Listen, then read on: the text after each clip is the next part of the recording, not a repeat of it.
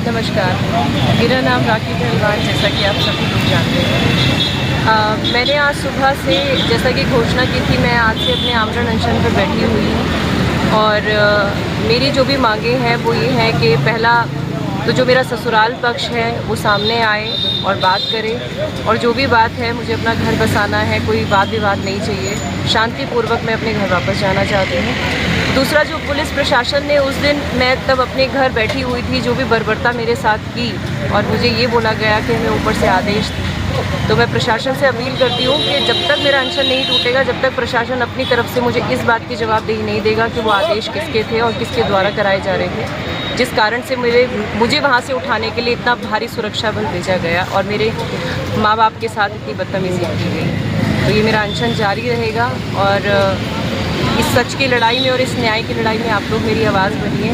बहुत बहुत कि गाजियाबाद से एक अनोखी खबर आ रही है। आपको बताते चले कि राखी पहलवान, जिन्होंने काफी मेडल्स जीते हैं स्पोर्ट्स की दुनिया में, और वो अनशन में बैठी हुई है, आमरण अनशन में जिला मुख्यालय पर। उन्होंने कहा यह अनशन तब तक जारी रहेगा जब तक उनको और उनकी ऐसी महिलाओं को न्याय नहीं मिल जाता है। आपको बताते चले कि पूरा मसला है क्या। राखी पहलवान का प्रेम विवाह गाजियाबाद में रहने वाले एक भुवनेश नामक व्यक्ति से हुआ था 2024 में, जिनके पिता उत्तर प्रदेश पुलिस में तैनात हैं और भुवनेश मुंबई में कोई नौकरी करते थे। और उसके बाद इनका ये कहना है राखी पहलवान का कि चुपचाप उनको, उनके पति को विदेश भेज दिया गया, विदेश में वो नौकरी करने लगे, उनके सारे नंबर्स ब्लॉक कर दिए, उनके ससुराल वालों ने नंबर ब्लॉक कर दिए। और इसके पहले भुवनेश उनको अपने ससुराल से, जो कि गाजियाबाद में, वहां से लेके नोएडा रहने लगे, और नोएडा से वो धीरे चुपके से विदेश चले गए। जब उनकी पत्नी यानी कि राखी पहलवान ने संपर्क करने का प्रयास किया तो उनका नंबर स्विच ऑफ था। जब वो अपनी ससुराल गई जो गाजियाबाद में स्थित है,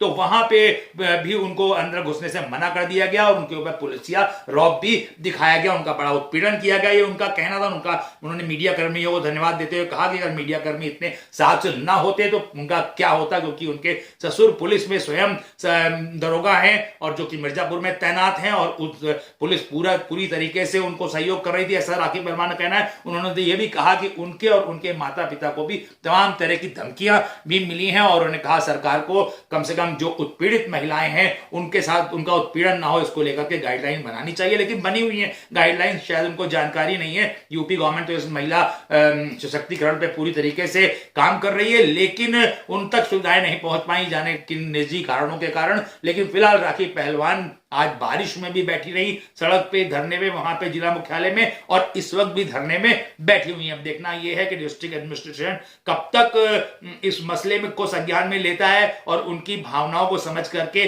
दोनों के बीच में फैसला कराने का प्रयास करता है। क्योंकि आपको पता चले कि राखी पहलवान अपने पति और अपने ससुराल जनों पे एफआईआर भी नहीं कराना चाहती हैं।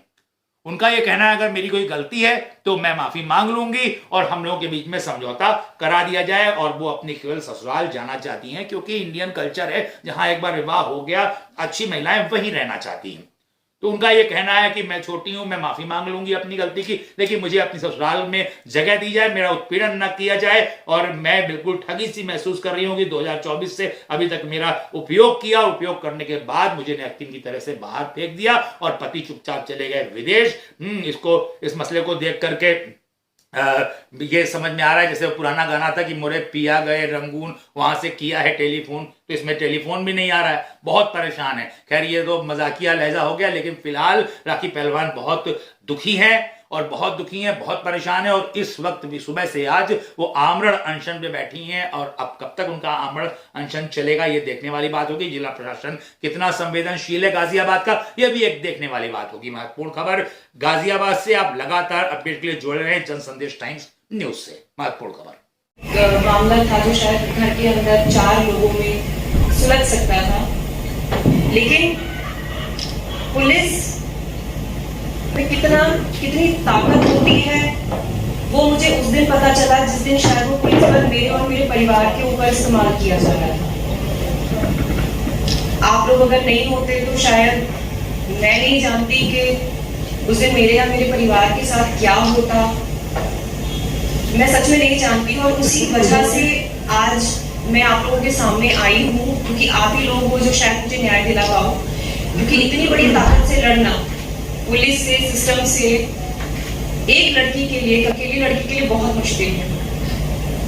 तो मैं आपको बताती हूँ ये पूरा वाकया शुरू कहाँ से हुआ, जो लोगों के सवाल भी है कि मैं इस परिवार को और जो मेरे हस्बैंड हैं उनको लगभग 3 सालों से जानती हूँ और ये प्रेम विवाह था।